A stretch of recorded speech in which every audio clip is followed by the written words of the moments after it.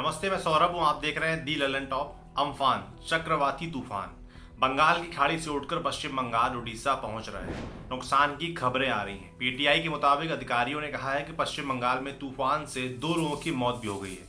खराब मौसम को लेकर लगातार तस्वीरें और वीडियो सामने आ रहे हैं। पश्चिम बंगाल के उत्तरी 24 परगना जिले में तेज हवाओं के साथ बारिश हो रही है। कई घर क्षतिग्रस्त हुए हैं, पेड़ गिरे हैं, बिजली सप्लाई को नुकसान पहुंचा है। कुछ घंटों में कोलकाता भी पहुंच जाएगा। इंडियन मीटियोरोलॉजिकल डिपार्टमेंट आईएमडी ने 4:30 बजे बुलेटिन जारी कर बताया था, सुपर साइक्लोन अम्फान पश्चिम बंगाल तट पर दीघा और हथिया के बीच क्रॉस हो रहा है। चक्रवात के बाहरी बादल जमीन के इलाके के ऊपर आ चुके हैं। जमीन पर चक्रवात को टकराने में 2 से 3 घंटे लगेंगे।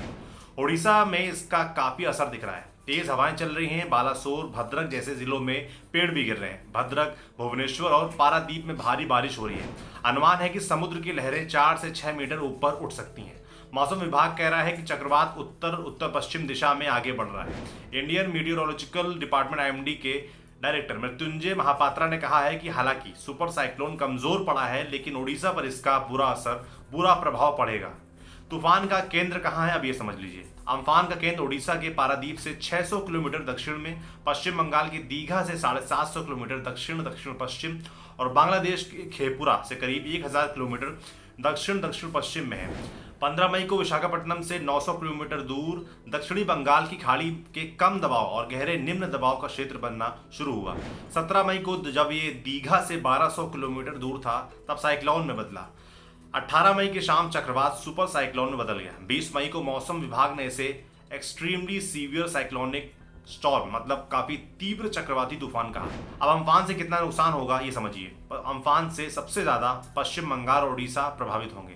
हालांकि इसका असर सिक्किम, असम और मेघालय पर भी पड़ेगा। ओडिशा के जगत सिंहपुर, भद्रक, बालासोर, केंद्रपाड़ा और पश्चिम बंगाल के पूर्वी मिदनापुर, उत्तरी 24 परगना, दक्षिणी 24 परगना इलाकों पर सबसे ज्यादा असर पड़ेगा। कोलकाता, हुगली, हावड़ा में हवाओं की रफ्तार 110 किलोमीटर से 130 किलोमीटर प्रति घंटा तक हो सकती है। नुकसान के बारे में अभी ठीक अनुमान नहीं लगाया जा सकता, लेकिन मौसम विभाग का कहना है कि 1999 में सुपर साइक्लोन के बाद ये सबसे बड़ा तूफान है। 1999 के तूफान ने ओडिशा को बर्बाद कर दिया था और उसमें करीब 9000 लोगों की मौत हुई थी। अभी समझ लीजिए कि अम्फान से निपटने के लिए क्या तैयारियां हैं। ओडिशा ने करीब 1.5 लाख लोगों और पश्चिम बंगाल ने करीब 5 लाख लोगों को तटीय इलाकों से निकाला है।